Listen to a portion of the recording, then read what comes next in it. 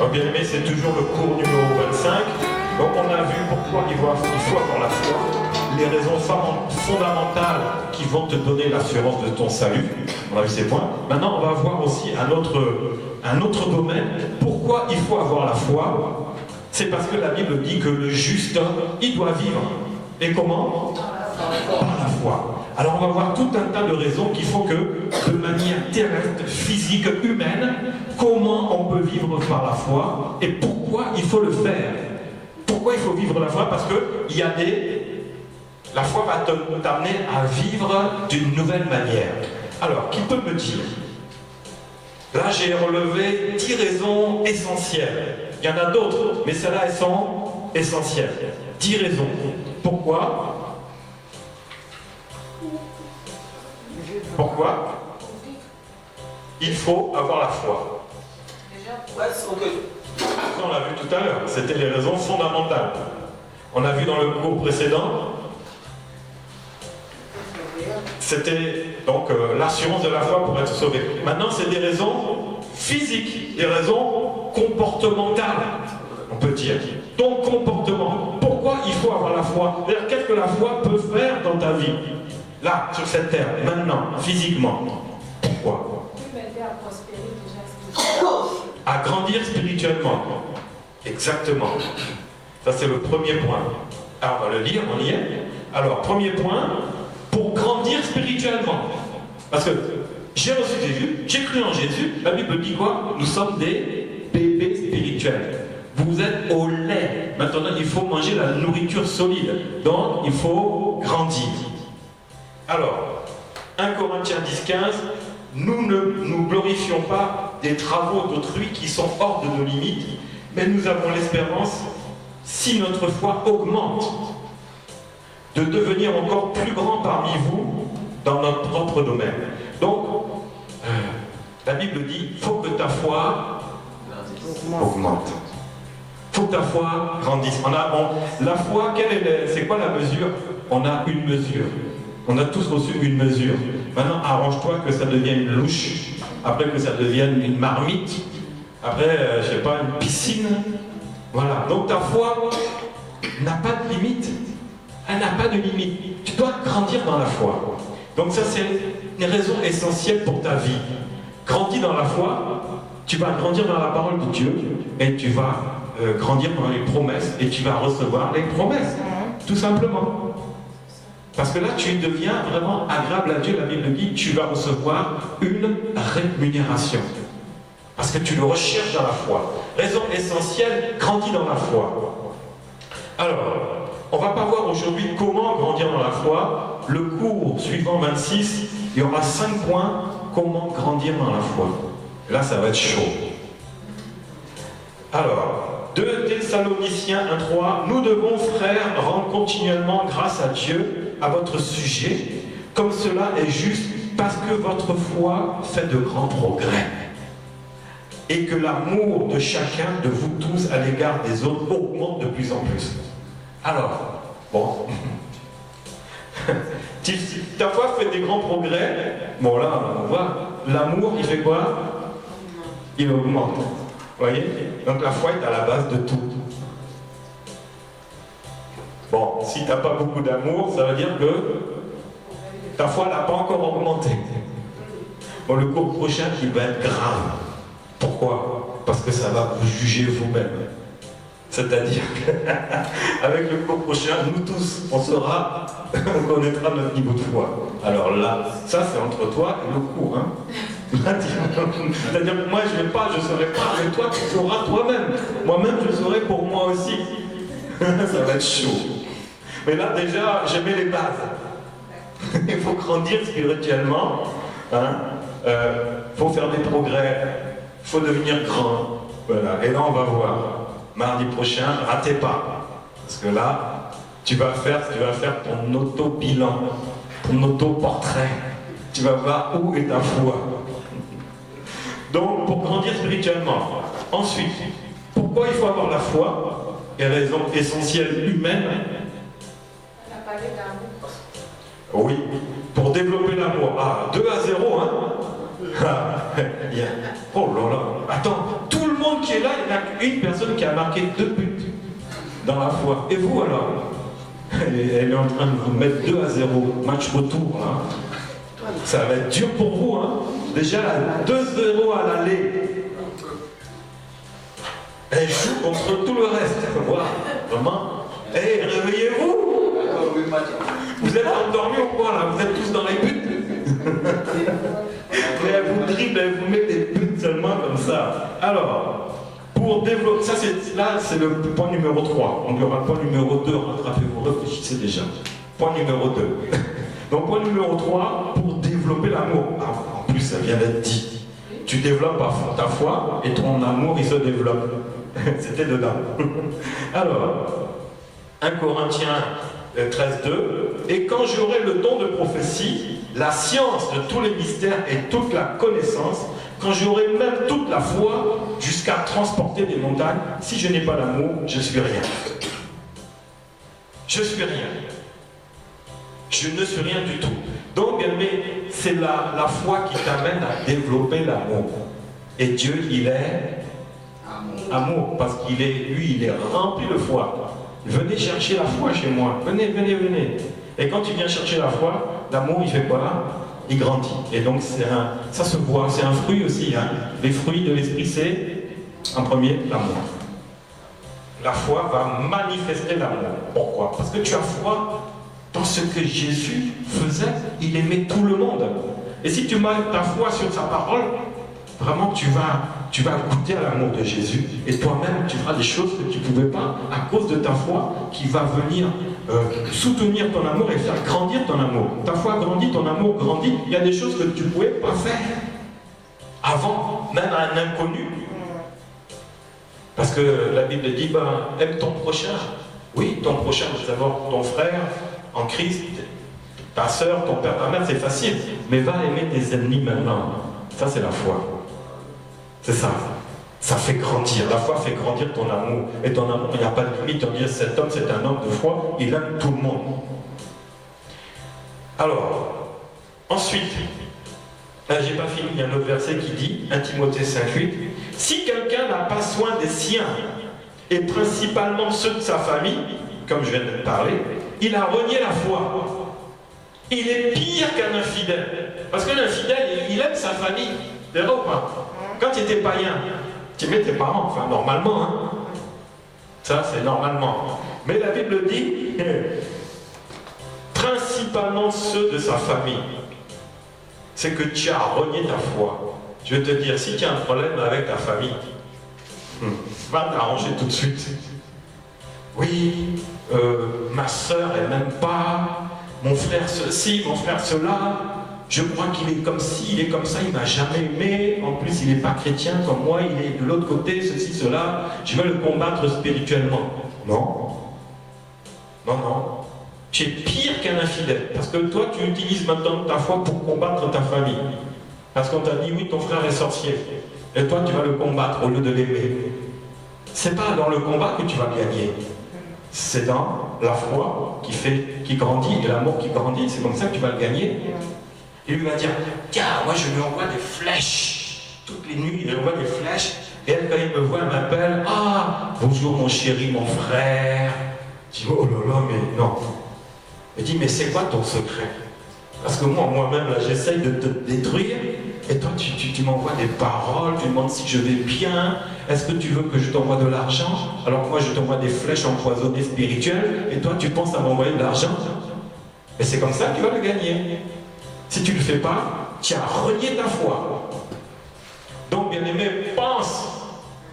Aime ceux qui ne t'aiment pas. Aime-les. Et principalement, la Bible dit, ta famille. Ceux de ta famille. Aime-les. Ensuite, Corinthiens 13:13. Maintenant, donc, ces 3 choses demeurent. La foi, l'espérance, l'amour. Mais la plus grande de ces choses, c'est l'amour. Donc la foi, c'est pour... La foi, c'est pour faire grandir l'amour. Pourquoi? Dieu est amour. Donc par la foi, bien aimé, la foi va venir au secours de notre amour qui est un peu un peu réfléchi, un peu calculé. Et j'aime celui qui m'aime. Vous voyez? Ça, c'est pas la foi. Ça, c'est l'amour humain. C'est normal. Tu me fais du bien, eh ben, je t'apprécie et je te rends du bien. Mais qu'est-ce que tu as fait d'extraordinaire? La Bible dit qu'il n'a rien fait d'extraordinaire. Les païens le font. Mais toi, par la foi, m'en fais grandir la foi, ton amour va grandir. Et là, tu vas plus t'arrêter à aimer tes frères et tes sœurs en Christ, tes parents, tes sœurs, ta famille, tes amis. Mais tu vas aimer tout le monde, même ceux que tu ne connais pas, tu les aimes déjà.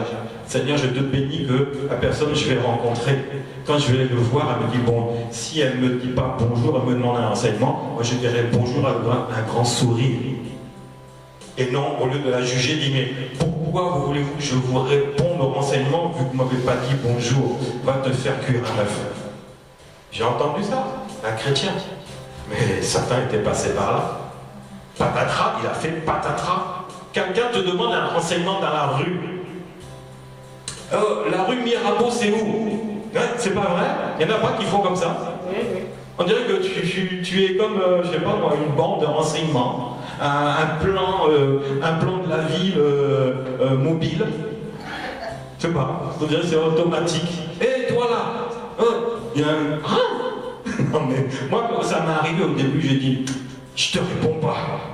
Ou je vais t'envoyer à l'opposé. Parce que tu es mal élevé. Tu n'aimes pas les gens. Hein? Tu dis même pas bonjour. Tu n'aimes pas les gens. Rue Mirabeau, c'est par là. Oh non, moi je te dis c'est par là-bas. Donc toi aussi, tu l'aimes pas parce que tu sais où est la rue Mirabeau. Elle est à gauche et toi tu vas l'envoyer à droite puis il marche 2 km. C'est-à-dire tu l'envoies à l'opposé. Mais non, mais ça ne marche pas comme ça. Mais le monde va te montrer de ces choses. Mais à toi de l'aimer. À toi d'aimer ce que tu n'as pas encore vu. La rue Mirabeau, c'est où? Ah, bonjour madame. Je vais un grand sourire. Parce que l'amour est démonstratif. C'est vrai ou pas? Si tu dis à ta femme, je t'aime en serrant les dents, on va dire non. Tu es un agneau, mais tu es un habit de loup. C'est bizarre. Non, l'amour, c'est démonstratif. Comme la foi, c'est une ferme, c'est une démonstration. Des choses qu'on ne voit pas. L'amour doit être démonstratif parce qu'il est lié à la foi. D'ailleurs, c'est un fruit essentiel. Quand on dit que les fruits de l'esprit, c'est l'amour, la joie, la paix, et après vient la foi, oui, mais c'est à cause de la foi d'abord. Vous voyez? C'est parce qu'il y a eu un contact et la foi. Après, la foi se développe en un don. Ça, c'est vrai. C'est un don qui se développe. Mais c'est la foi qui va faire développer l'amour. Et c'est l'amour qui va te faire être différent. Et les gens vont dire, en eux-mêmes, ils vont s'accuser eux-mêmes. Je ne lui ai pas dit bonjour quand je lui ai demandé la rue. Moi, j'habite dans un endroit touristique parce qu'il y a un hôtel Mercure. Et donc, il y a des gens qui passent. Mais c'est pas tout le monde qui dit bonjour. Pour ceux qui parlent français, oui, la rue machin chouette là, c'est où? Grand sourire. Bonjour, la rue, elle est par là. Mais vous êtes à pied. Je commence à m'inquiéter de lui. Et tu dis, mais je ne le connais pas. Mais lui, moi je ne m'intéresse pas à lui parce que pour moi c'est simplement un panneau d'indication. Hein, c'est même pas un homme que je vois, c'est un panneau d'indication. Mais il s'intéresse à moi. Mais c'est comme ça que tu dois montrer que tu es chrétien. Ta foi va développer ton amour et ton amour va toucher, va impacter ceux qui par apparence ne sont pas de Dieu. Parce que si quelqu'un est de Dieu, il parle comme ça, il faut qu'il revoie un peu sa foi, n'est-ce pas? Là, c'est un religieux, il n'est pas encore né de nouveau. C'est un chrétien païen. C'est pas un vrai chrétien. C'est un chrétien inconverti encore. Ce qui n'a pas de sens, parce qu'un chrétien est converti. Mais il y a des catégories de chrétiens inconvertis. Ils se disent je suis chrétien, mais ils ne connaissent rien de la parole. Ils savent que Dieu existe, il y a Jésus quelque part, il est mort, et il revient le 25 décembre avec Marie qui la tient comme ça, c'est tout. Le Saint-Esprit, oui, c'est un esprit, on ne le voit pas. Il est saint, il paraît, mais moi je suis tellement pas saint que lui et moi, on ne peut pas être ensemble. Donc c'est des chrétiens, mais vraiment graves. Mais bien aimé, pas ta foi, ton amour grandit et la personne que tu rencontres que tu n'as jamais vue. Mais ce que tu vas lui montrer, ce que ta foi en action va faire, je crois que ça va. Si tu avais posé la question, c'est où la roue Mirabeau, hein? À la fin, il va dire, ah, merci beaucoup, il va même te serrer la main. Qu'est-ce que tu as fait là? Tu as fait une démonstration de ta foi par l'amour que tu donnes à un inconnu qui ne te respecte pas. Parce qu'on est dans ce monde. Ce monde est devenu irrespectueux à un point où si tu mets trop ta tête dessus, toi-même tu vas commencer à perdre la raison. Parce que l'irrespect est partout. C'est vrai ou pas? Partout. Tu rentres chez le boulanger, je voudrais un pain. Bonjour. Mais les boulangers sont habitués. Ah, donne-moi un pain là, dépêche-toi là. C'est mon petit là, donne-moi un pain là. Ça c'est au pays. Comme si toi tu as l'argent, tu as payé le boulanger avec la baguette. Mais le boulanger ne t'appartient pas. La baguette elle t'appartiendra. Mais le boulanger ne t'appartient pas. Et ton argent, non. Pas du tout. Donc, ça c'était le troisième point. Deuxième point, raison essentielle pourquoi il faut avoir la foi. Allez, l'équipe là, il y a 2-0, mettez un but maintenant. Allez, un petit but. Ah, dans le troisième point, non, là ils vont fuir. Ils vont fuir. C'est même pas la première mi-temps, là ils vont carrément aller au vestiaire là. Non, enfin tu t'y as dit quoi? L'humilité. Oh, c'est pas encore. Bon, attends. J'ai peut-être trouvé ça. Oui, mais c'est pas dans les raisons essentielles. Ça y est, mais pas dans ce que. Alors, allons-y. Là, elle vous donne elle a tiré à côté. Le discernement. Comment? Le discernement. La foi, le discernement, c'est un don. Voilà. C'est pas essentiel. Un autre. Allez-y, hein. Et vous savez, pour qu'un avant marque un but, il va tirer 10 fois à côté. Il va finir par marquer. Allez, tirer de partout. Dedans, il y aura du bon. Mais c'est pas mauvais ce que vous dites, hein. Mais c'est pas les raisons essentielles. De marquer la reine de Dieu. Non, à Moi côté. j'ai dit seulement. Oui. Non, mais à côté. Je regarde dans mes 10 points. Non, c'est à côté. Ça se gêne une table. À côté. Mais pourquoi? Là, tu as tiré sur le poteau. C'est pas rentré. Oui. Pour développer un don. Non, la foi ne développe pas les dons. C'est Dieu qui donne les dons. Développer les dons, c'est. Oui, tu as tiré sur le poteau aussi. Comment? Pourquoi il faut avoir la foi? Donc de manière humaine, physique. Hein? Parce que là, les dons, on est un peu dans le domaine spirituel.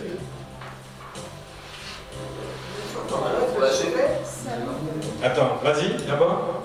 Ouais, parce que la Bible nous recommande qu'un enfant de Dieu, faut que nous marchons la foi. Nous marchons pas selon la chair, nous marchons la foi. Et c'est bien, nous les enfants de Dieu, marchons la foi. C'est bien aussi, c'est pour développer notre foi. C'est parce que c'est la volonté. La foi pour développer la foi. Pour développer notre intimité avec Dieu. Notre intimité avec Dieu. Alors, développer l'intimité, donc quoi je vais le mettre c'est l'amour, hein. C'est un peu l'amour tout ça, l'amour de Dieu aussi. Et l'intimité, bon. Oui. Avancez, hein, la caméra va se fatiguer. Là. Ça nous permet de rentrer en possession de nos bénédictions. Amen. Demandez tout simplement. Voilà, c'est 3-0. Elle a donné les 3 premiers. Là, c'était le point numéro 2. Tout simplement, demandez. Hein? Alors, on va le lire. Non mais attends, on le sait ça, non ou pas? Il ne faut pas chercher compliqué. Ouais, c'est ça. Mais qu'ils le demandent avec foi. Donc la foi, c'est fait pour eux Donc, c'est Jacques 1,6 dit, mais qui la demande avec foi sans douter, car celui qui doute est semblable au flot de la mer agité par le vent et poussé d'un côté à l'autre. Donc la foi sert à demander. Quand tu fais la prière, on a vu en plus la prière de la foi. C'est vrai, prière de la foi. Prière par la foi et prière de la foi, vous vous souvenez? Donc la foi c'est fait pour demander à Dieu. Il suffit de revenir dans les cours d'avant et on va voir comment prière de la foi et prière par la foi. Donc une raison essentielle, c'est pour demander les choses qu'on a besoin. Seigneur, habille-moi, Seigneur, nourris-moi, Seigneur, donne-moi un toit, parce que j'ai besoin d'un toit, mais mes capacités ne me permettent pas d'avoir un toit, mais je sais que par toi, j'aurai un toit. Ah, c'est un joli mot. Par toi, j'aurai un toit. Bon, c'est pas parce que vous avez 3-0, faut pas rigoler. Voilà. Vous faites une tête parce que vous m'avez dit 3 buts à 0 et je vous fais un jeu de mots, vous êtes là. Faut pas être mauvais joueur, hein. Oui. Pour avoir la réussite. Alors, la réussite. Bah, oui. Oui, c'est un peu pour demander, hein. Mais ça va. C'est un poteau rentrant, mais il est sur la ligne. Tu es pas encore. Oui, Claire Roger. Pour avoir la certitude.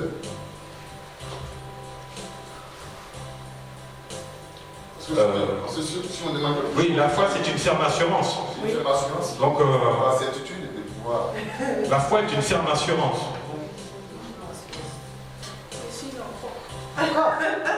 Mais on va te donner le but.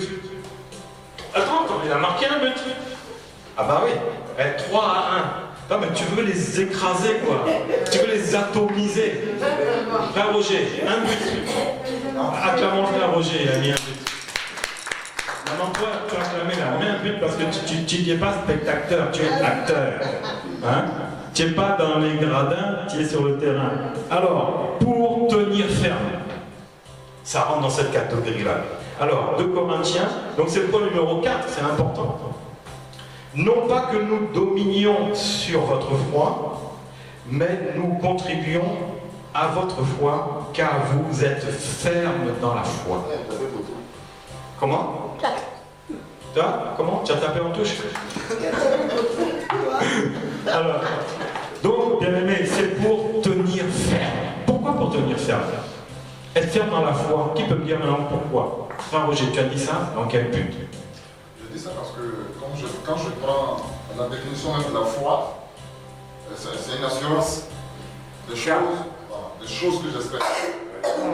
Et la foi, je sais que je ne vois pas. Donc il faut être sûr que ce que tu demandes, tu l'as déjà. Ok, mais maintenant pourquoi il faut tenir ferme? Parce que, en fin de compte, il y a des choses qui vont aller contre ça. C'est-à-dire qu'en fin de ferme, est une ferme assurance, une assurance qui résiste. C'est-à-dire qu'il faut que tu aies la foi, mais il faut que tu résistes. Résister au diable et il fuira loin de vous. Donc, la raison essentielle, c'est pour que tu tiennes ferme dans ta foi. Ferme. C'est une ferme assurance, mais sois ferme aussi. Que personne vienne, il ne faut pas qu'un courant d'air et des paroles qui viennent ou un tremblement de terre et ta foi. Non, tiens ferme dans la foi. Quoi qu'il arrive, tiens ferme. Le Seigneur sera ton secours. Mets ta confiance en Dieu, comme avait dit notre avançante tout à l'heure, qui n'a pas encore marqué de but. Oui. La Bible nous dit que la foi sans les œuvres ne vaut rien. Ah bon, alors il vous met encore un but. Non mais là, aïe. 4 à but à 1. Déjà? Oui. Alors, là c'est le dernier point que j'avais relevé. Hein? Jacques 2,14, c'est pour valider les œuvres qui ne sauvent pas par elles seules. Mes frères, que sert-il à quelqu'un de dire qu'il a la foi s'il n'a pas les œuvres? Cette foi peut-elle le sauver? Ça, on va voir le cours suivant. C'est là-dedans même qu'on va tous un peu se jauger. personnellement devant Dieu avec notre foi, fondamentale. Jacques 2, 14, 17 dit encore, il en est ainsi de la foi, si elle n'a pas les œuvres, elle est morte en elle-même. C'est-à-dire que les œuvres, sans la foi c'est rien, mais la foi sans les œuvres, c'est rien aussi. Parce que c'est les œuvres, la foi qui va valider les œuvres. C'est la foi qui va créer des œuvres. Donc les œuvres, c'est la conséquence de la foi. Ni plus ni moins. Et au verset 20, veux-tu savoir, ô homme vain, que sans la foi, sans les œuvres, c'est inutile. C'est-à-dire que tu as la foi, mais si tu fais rien, ta foi, elle est inutile. C'est-à-dire que tu ne fais rien avec. Donc ta foi, tu t'en sers pas. Elle est inutile. Elle n'est pas productive. Dans ta vie, tu n'auras pas des résultats. Tu n'auras pas les transformations, les fruits de ta foi. On l'a vu, un des fruits de la foi, c'est l'amour. Mais un autre fruit de la foi, c'est les bonnes œuvres. Ça, on va voir au cours suivant. Alors là, on va se jauger encore. Grave. Alors, dans 4 buts à 1, il reste encore 5 buts. 5 buts encore à marquer. Alors, pour tenir ferme, je vais revenir un peu à ça. 1 Colossiens 1, 23. Si du moins vous demeurez fondés et inébranlables dans la foi, sans vous détourner de l'espérance de l'évangile que vous avez entendu, qui a été prêché à toute créature sous le ciel et dont moi, Paul, j'ai été fait ministre. Donc, tenir ferme, c'est inébranlable dans la foi. Tu as la ferme assurance, donc toi-même, tu dois être inébranlable. Quand le problème va arriver, c'est là que maintenant, tu dois tenir ferme, avoir cette assurance qui est ferme, en disant, non, ce problème est là, mais le Seigneur a dit qu'il sera avec moi. Vous voyez, c'est pour ça qu'on dit, si Dieu est avec moi, qui sera contre moi? Parce que j'ai la foi en Dieu. Donc aucun problème ne pourra venir avoir la victoire. Ça ne veut pas dire qu'ils vont venir contre toi. Ils viendront contre toi. N'est-ce pas? Qui ne vit pas les problèmes? Mais la victoire, parce que tu es inébranlable dans la foi, tu seras agréable à Dieu. Dieu te secourra. Amen. Ce n'est pas par tes œuvres, ce n'est pas par toi-même, c'est par la foi que tu mets dans le Seigneur. C'est là que tu seras inébranlable. 1 Timothée dit encore, car l'amour de l'argent est une racine de tous les maux, et quelques-uns, en étant possédés, se sont égarés loin de la foi, et se sont jetés eux-mêmes dans de biens tourments. Ça, c'est les fausses doctrines.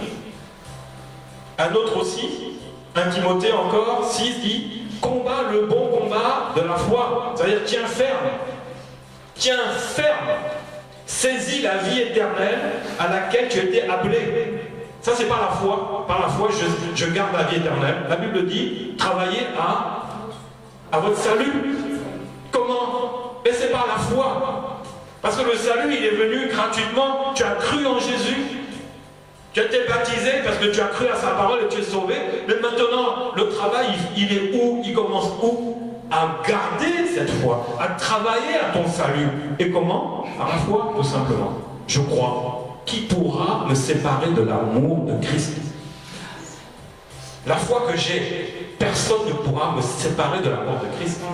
Regardez au tout début de l'église primitive, qui pouvait séparer même les chrétiens qui étaient jetés dans l'arène, au lion, qui pouvait les séparer de Jésus? Même pas des lions. Vous vous rendez compte? Même pas. 2 Timothée dit encore, j'ai combattu le bon combat, j'ai achevé la course, j'ai gardé la foi. Jusqu'au bout. C'est ta foi qui va t'assurer toi-même de ton salut. Toi-même. Donc ça, c'était pour tenir ferme, ce qu'avait dit le frère Roger. Alors, donc on était à 4 buts à 1. L'acte d'obéissance. L'obéissance. À côté. Je cherche. C'est l'acte d'obéissance.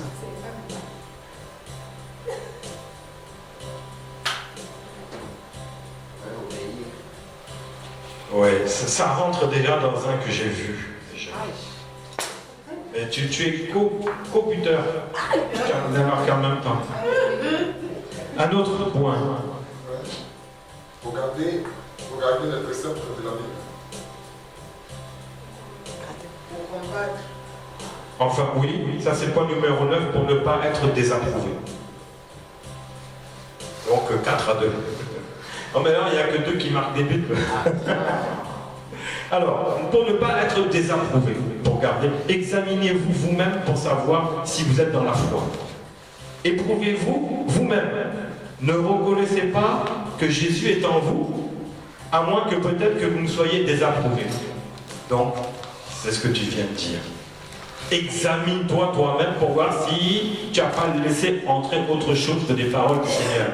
C'est-à-dire que pour garder la parole. Un autre point, bon, il y a des points qui sont quand même assez fondamentaux. Hein. Pour combattre. Aïe. Voilà, moi j'ai dit fondamental, combattre et sortir. Donc ça fait combien? 4, tu es en train de... Il te rattrape. 4 à 3. C'est ça? Tu t'en avais 4. Non, ça fait 4 ou 2. Non, 2. 2, et c'était 4 à 2. Et 4 à 3. 4 à 3. Là, Roger a marqué 2 buts. Non, maintenant, la sœur Ruth vient en mettre un aussi. 4 à 3. Il ne faut pas commencer, je ne sais pas parce que moi le score il est dans ma tête. Hein. J'ai pas mis un tableau électronique là, mais je sais. Il y a 4 à 3. Alors, tu avais dit combattre. Alors, combattre, en fin de compte, c'est pour se défendre contre les ennemis spirituels. C'est ça le combat. Oui. Alors, Ephésiens 6,16, prenez par-dessus tout. Ça, c'est un passage connu quand même. Le bouclier de la foi. Hein, avec lequel vous pouvez éteindre tous les traits enflammés du malin.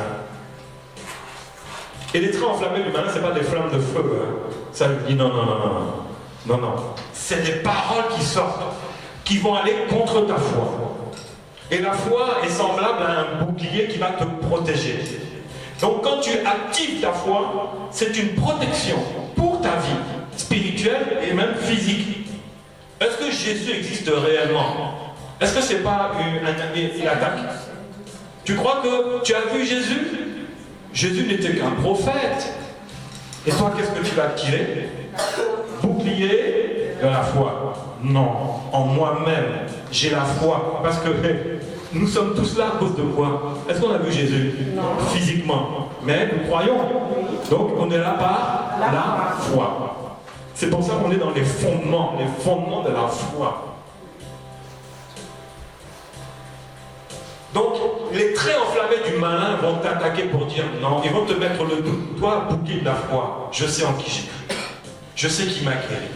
Je sais que si je marche maintenant, c'est du bonus parce que je dois être mort. Mais eux ne vont pas comprendre ça. Parce qu'ils cherchent à attaquer Jésus, ils cherchent à attaquer la parole de Dieu, la Bible, parce qu'eux-mêmes ne sont pas dans la vérité. Vous voyez?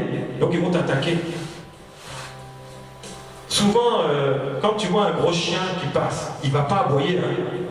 Il est tranquille, il est costaud le chien. Mais quand tu vois le petit chien qui passe là, mais c'est toujours ceux-là qui sont hargneux. C'est-à-dire qu'ils veulent te mordre comme ça. Mais quand tu es en Christ, tu es la force, tranquille. Tu es comme le chien tranquille qui passe. Tranquille. Il ne va pas aboyer parce qu'il sait qui il est. Il n'est pas n'importe qui. Mais les autres là, ils attaquent la Bible à tour de bras. Ce n'est pas les traits enflammés du malin. Ce n'est pas les petits roquets là. Hein? Les petits chiens. On ne donne pas les choses saintes aux petits chiens. C'est pas pour rien. Parce que c'est les petits chiens qui font n'importe quoi. C'est les premiers à gueuler, tout juste, ils vont pas comme ils peuvent même pas t'attraper au cou, ils vont essayer de t'attraper le bas du pantalon. Hein? Non. Ça c'est les traits enflammés du malin. C'est des choses petites qui vont essayer de te toucher, mais toi tu es au-dessus. Tu es au-dessus. Toi, est-ce que toi tu attaques? Non, Christ en toi. C'est qui pousse la sœur bien de découvrir avec la foi. Christ en toi, l'espérance de la gloire. Mais les petits roquets là, laisse-les crier, laisse-les couiner. C'est des couineurs. C'est tout. Mais c'est cela qui t'envoie les traits enflammés. Cela, fuis-les. Quand tu vois un petit chien qui commence à aboyer, laisse-le. Toi, continue ton chemin. C'est ça, les traits enflammés du malin, ça vient dans des sens pas possibles. 1 Thessaloniciens 3 dit, ainsi donc mon impatience, ainsi dans mon impatience, j'ai envoyé quelqu'un pour m'informer de votre foi, dans la crainte que le tentateur ne vous ait tenté et que nous ayons travaillé en vain. Donc là, je suis en train de travailler. Pourquoi? Pour que votre foi grandisse, pour que le tentateur n'arrive pas. Il n'arrive pas à vous tenter. C'est-à-dire qu'il essaie de tenter, mais ça ne marche pas. Et l'apôtre Paul dit, nous avons travaillé cela pour que votre foi grandisse, afin que quand le tentateur viendra, il ne pourra pas vous tenter. Bien-aimés, là nous travaillons à la foi. Je travaille à votre foi, afin que votre foi, à chaque fois qui entend la parole de Christ dans la vérité, rien que la vérité, toute la vérité grandisse. Et le tentateur, là, il n'est pas dans la vérité. Donc plus tu grandis dans la vérité, donc par la foi, et plus les mensonges n'auront pas d'impact sur toi. C'est ça. Il ne faut pas perdre. Nous, on travaille pour que votre foi s'élève, afin que ces petits roquets, là, ces petits chiens, ils ne viennent pas vous égorger. C'est très important. Ensuite, toujours 1 Thessaloniciens, mais nous qui sommes du jour, soyons sobres, et ayant revêtu la cuirasse de la foi et de l'amour. Vous voyez, la cuirasse, c'est ce qu'on met là. Ça protège le cœur. La cuirasse, la foi, c'est aussi pour protéger ton cœur. Donc, dans ton cœur, c'est l'amour que tu vas donner. Hein, ça, c'est très important. Et ayant pour casque l'espérance du salut. Ensuite, mais l'Esprit dit expressément que dans les derniers temps, quelques-uns abandonneront la foi pour s'attacher à des esprits séducteurs et à des doctrines de démons. Vous savez, Satan sait que tu crois en Jésus, il peut rien. Il peut rien faire là-dessus. Mais qu'est-ce qu'il va envoyer? Donc, sur cette doctrine-là, il ne peut rien. Mais il va envoyer d'autres doctrines, des démons, ce qu'on appelle des antéchrists. Celui qui est contre Jésus, c'est un antichrist. Et c'est ceux-là qui viendront détruire la foi, afin qu'on abandonne la foi. Si on abandonne la foi, c'est pas fini. T'es mort. Si tu n'as plus la foi, tu as abandonné la foi, tu t'es attaché à des esprits séducteurs. C'est fini pour toi. C'est pour ça qu'il faut garder la foi. Il faut combattre. Il faut tenir ferme contre l'ennemi spirituel, pas physique. Hein. Nous ne combattons pas la chair et le sang, mais on a un combat à faire contre les esprits mauvais. Voilà. Donc, ensuite, il y a encore... la Bible dit, 1 Pierre 5,9 dit, résistez-lui avec une foi ferme. Résister à qui? À ton frère, à ta soeur. Résister à cette doctrine de démons, à ces esprits mauvais, séducteurs. Résistez-lui avec une foi ferme, sachant que les mêmes souffrances sont imposées à vos frères dans le monde. Oui, bah oui, c'est normal. S'ils n'ont pas Jésus, eux, ils souffrent déjà. Mais nous avons reçu Jésus, on est sortis de ces souffrances-là, où on était dans le monde pour être en Christ. Mais ceux qui possèdent le monde veulent aussi nous reposséder, pour qu'on puisse perdre la foi. Mais il a dit, résister. Résister avec une foi ferme. Comme on avait dit le frère Roger, pour tenir ferme. C'est important. Ferme assurance. Alors, on va terminer avec 3 points. Pour être fortifié, vu qu'on est dans le combat, pour être fortifié, là c'est moi qui mets 3 buts, comme ça fait 4, 3, 3. Franchement, ça j'allais dire fortifié. Là, Ah bon? J'attendais que vous puissiez finir de parler. Ah là, je suis obligé de te donner le but parce que je sais que c'est la vérité aujourd'hui. Donc voilà, 4, 4. Est-ce que, Sœur Laure, tu es d'accord? Tu avais le dos tourné, mais tu es d'accord ou pas? Non, elle dit la vérité. Ici, on ment pas. La vérité, rien que la vérité. Donc, tu accordes-lui quand même. Oui. Ben oui. Mais c'est bien que vous finissiez à égalité. Hein. Mais papa, mais il n'a pas parlé. Il n'a pas. Elle n'a pas. Ici, là. Non, mais elle n'a C'était pas. dans sa bouche. Elle n'a pas dit ça, elle a frémi. Mais papa, elle n'a pas dit. Quand j'ai dit ça, elle a frémi, sa bouche était... Elle n'a pas dit. Si. Elle Elle a dit. C'est bon.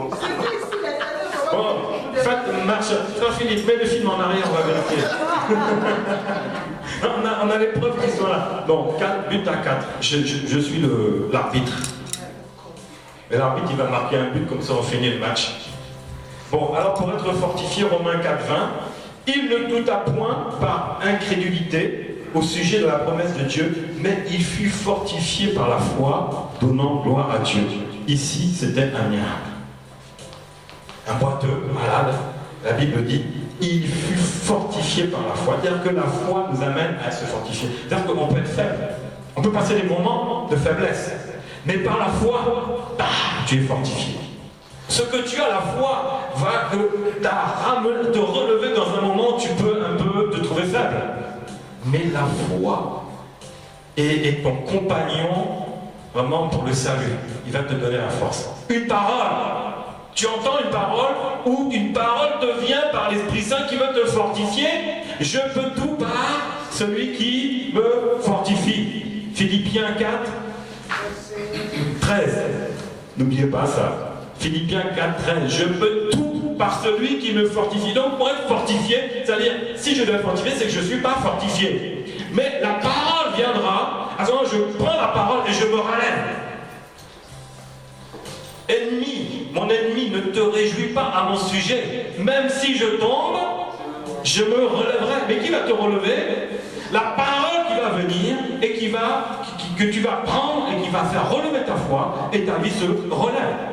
Donc la foi, une raison essentielle, c'est qu'on baisse, on tombe, la foi te relève. Ta foi te relève sur une parole. Dis un mot et je serai guéri. Un mot. Tu remontes. Quelle force! Bon, ensuite, les deux derniers, s'il n'y a rien, je mets les buts. Pour avoir la paix. La foi amène la paix. Romains 5, 1. Étant donc justifiés par la foi, nous avons la paix avec Dieu par notre Seigneur Jésus-Christ. Ça me paraît évident. Parce que Jésus a dit, ayez foi en Dieu. Tu as foi en Dieu, la paix de Dieu vient sur toi. Ça, c'est une des manifestations essentielles pour ta vie physique. Quand tu as la paix, ça se voit. N'est-ce pas? Mais quand tu n'as pas la paix, ça se voit aussi. La foi aussi peut nous emmener à évangéliser aussi. À parler de Christ pour pouvoir gagner les âmes et tout ça. Oui. Oui, ça c'est pour grandir spirituellement. On grandit spirituellement et on pratique toutes ces choses. C'est aussi les dons. C'est grandir spirituellement. On découvre les dons parce que vous avez des dons, mais vous ne les connaissez pas. Et plus vous grandissez spirituellement, plus vous découvrez les dons. Donc tout ça, ça fait partie. Évangéliser, découvrir les dons que Dieu nous donne. Vous pouvez avoir un don ou des dons. On ne sait pas, seul Dieu sait le sait.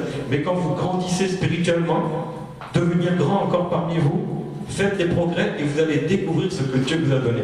Donc ça revient un peu à ce que frère Roger avait dit, ce sont des conséquences de la croissance de la foi spirituelle. Voilà.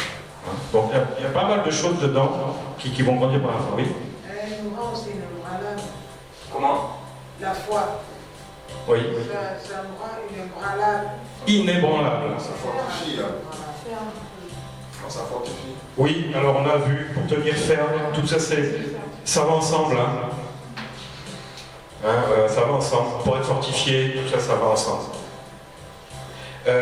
Ensuite, pour avoir la tolérance, la foi, c'est un peu lié à l'amour aussi. Celui qui aime, il pardonne, il est tolérant, il ne juge pas.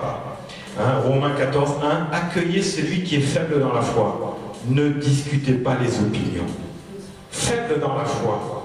C'est là, il est nouveau, il n'est encore pas fortifié dans la foi. Ne discute pas avec lui, c'est-à-dire ne rentre pas dans des discussions où tu as raison ou j'ai raison. Non, ne discutez pas les opinions, mais annoncez la parole de Jésus pour qu'il soit plus faible et qu'il grandisse dans la foi. Si tu es le grand frère, tu dois t'occuper du petit frère, c'est pas vrai? Donc dans la foi, c'est pareil. Si tu es grand frère dans la foi, ne discute pas avec le petit frère dans la foi, même si ce qu'il dit, il ne connaît pas bien, parce qu'il n'a pas encore grandi. Mais à toi, maintenant, de l'affermir par la foi, tu lui donnes la parole, il grandit avec toi. Donc je crois qu'on a fait le tour. Voilà les 10 points. Est-ce qu'il y a des questions? Pourquoi il faut avoir la foi? On a vu donc que la foi, c'est pour la ferme assurance du salut et aussi pour vivre. Donc là, on a vu l'aspect que le juste vivra par la foi. Et vivre, c'est ce qu'on a besoin. Tu as besoin d'air pour que ton corps respire. Tu as besoin de la foi aussi pour que ton corps vive. C'est important. C'est la respiration spirituelle. Tu as la respiration physique qui est l'air que tu respires dans tes poumons, mais tu as la respiration spirituelle qui est la foi. Et ça te fait grandir. Amen. Il n'y a rien, pas de questions. Pourquoi il faut avoir la foi? C'est bon. Gloire à Dieu. Que Dieu vous bénisse. Amen. Amen.